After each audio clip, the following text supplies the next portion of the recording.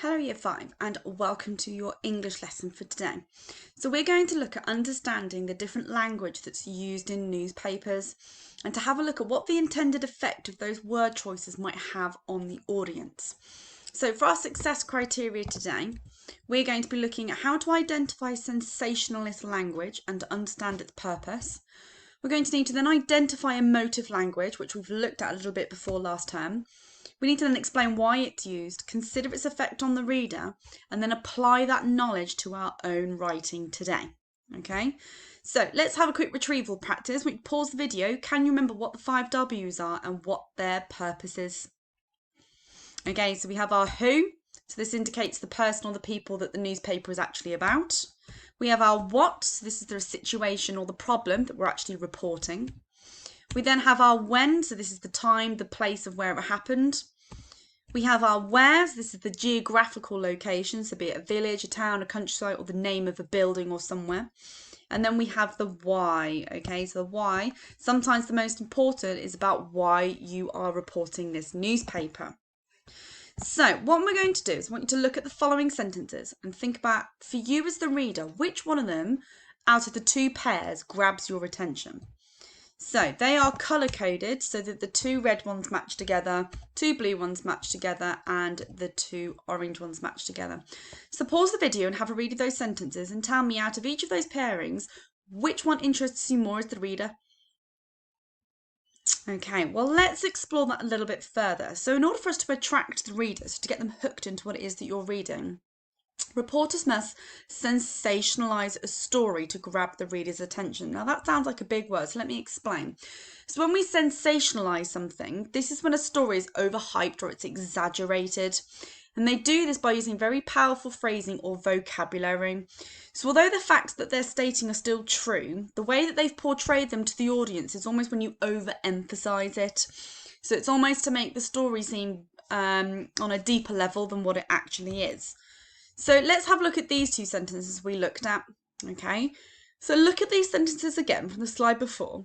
What features do you think the authors used here in these sentences to sensationalise it? So the bottom one was the simple sentence of the builder bruised and injured at home during scaffolding job.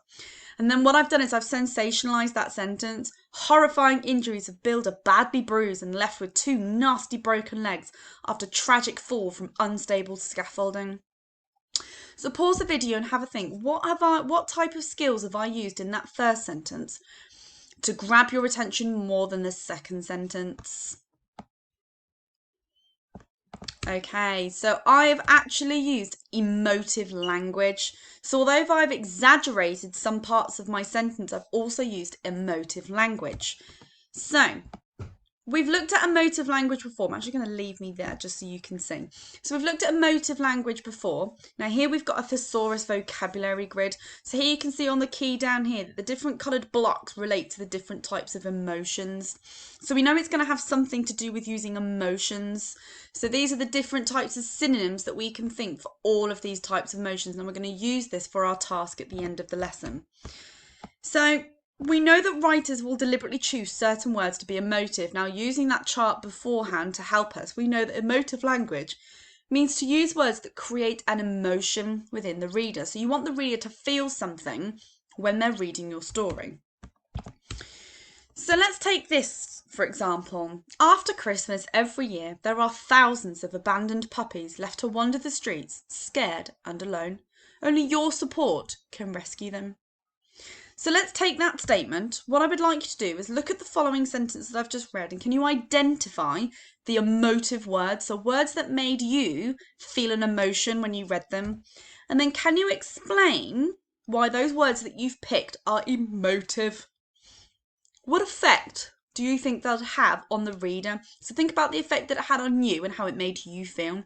So pause the video, identify the words and think about why the author might have used those words. Okay, so after Christmas every year. Now we know that Christmas is a time to be thankful, it's a time of love, time of joy, time to be with family.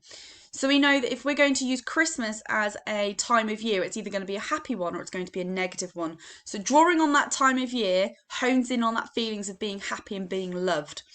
Then it says there are Thousands of abandoned puppies. So not just one or two, but thousands. So this is that idea of thinking that there's a large number.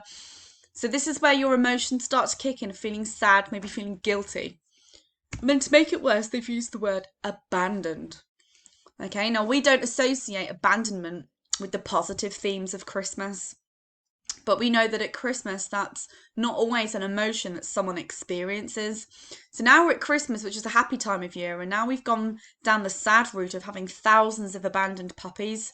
So that huge number tells you how much of a crisis this situation is. Now we know because it's puppies, we know we love puppies. Puppies are cute, they're adorable, they're playful, they're fun to be around. Everyone loves a puppy. Okay, so that in itself tunes into that heartfelt emotions there of love and sadness. Now it says here they're left to wander the streets.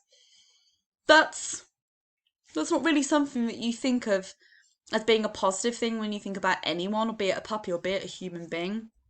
But then we've added some emotions on here, scared and alone. So we're really digging deep now into the negative emotions of how this is making that reader feel. They might feel sad, they might feel guilty, they might feel upset. To make it worse, though, to then push on that level of guilt, the authors use the phrase, only your support can rescue them. So if you then decide to sit there and pass past this advert, do nothing about it, those puppies aren't going to get rescued. They're not going to live. They're not going to survive because only your support can rescue them. So that's also then drawing that reader into thinking, do you know what, I need to do something about this. So hooking them in with that vocabulary makes them think they want to do something about it. And in turn, we rescue some of those puppies. So just using those few phrases and words have made you feel a certain way. So I've got a newspaper report here. Okay, we're looking at the Sutton Herald again. Okay, UKC's in crisis. What I'd like to do is to pause the video and I'd like you to have a think of where you can see where some of this sensationalist and emotive language has been used in this newspaper report to elicit an emotion or a feeling from you as the reader. So pause the video and see if you can identify it. Okay, so let's have a look through this together then. So first of all, just in our title, we've got it's in crisis. So this idea of being in crisis emphasises the severity of the situation. Okay, so how serious this report is and the issue with our UKCs. Then we start off with the idea of warm. So here we have, it's almost like identifying a big problem or a sense of danger. Okay, so here this warning is setting the tone, okay, for our newspaper report. We then have that they're running out of time. Okay, so this gives a sense of urgency to our story. So already we're hooking that reader into there being a problem. We've got a serious situation going on and we're running out of time to get it fixed. So now we want to know, well, what is the problem? Why are we running out of time? Or what can we do to fix it? So you've hooked the reader into them wanting to read your story. So here the first paragraph explains that we have an endangered species, and we use the word endangered because it means it's a high priority. If you just say that all the penguins are starting to die, then that's one thing. But if you then state them as an endangered species, we know they're something we have to protect. So the minute they become endangered, they become a high priority to look after, because once they're gone, they're gone. We don't have them anymore. We've also linked this idea that endangered species is plummeting. So it's not just dropping or falling, but it's plummeting. So there's an emphasis on the speed of how quickly they're becoming endangered and how quickly they're going to become extinct altogether. Now it says on here that they found 13 of these endangered creatures and found out they were tragically dying out. So that tragic there, that's emoting our emotive language. So that's the emphasis of a negative emotion. Okay, when something's tragic, it's really awful. It's not just sad. It's not really sad, but it's awful. It's almost like the lowest of lows when it comes to being sad. Then it says a bit further down that there are going to be catastrophic consequences. Now, this is very much our use of our sensationalist vocabulary as well as our emotive language, because for something to be consequential means that something bad's going to happen because of it. There's always a consequence. There's always something to learn from it. But to use the word catastrophic, we're really emphasising how bad this situation is. So we're almost overhyping it. But it's also linking to our negative emotions as well. We also say down here that it's been sadly confirmed. So again, that's linking to negative emotions. Then we talk about threats. So this is coming into our sensationalist language here. We're really emphasising how awful this situation is. But it's not just awful. We're going on the level of a threat. So this is at the highest peak of a problem, okay, the severity of a situation. So we're linking this to the idea of the original problem starting out as a warning, now it's turned into a threat. Unfortunately, it's now become a very depressing reality. So now we've linked it back to our negative emotions. You've ignored this warning. Now you're going to see what the consequences are. So that it elicits that feeling of guilt, that sadness. So just from looking at that small opening paragraph, you can see the different type of vocabulary that's been used and why. Okay, so you guys are now going to have a go at doing that with my newspaper reports. I'm going to move me up here in the corner.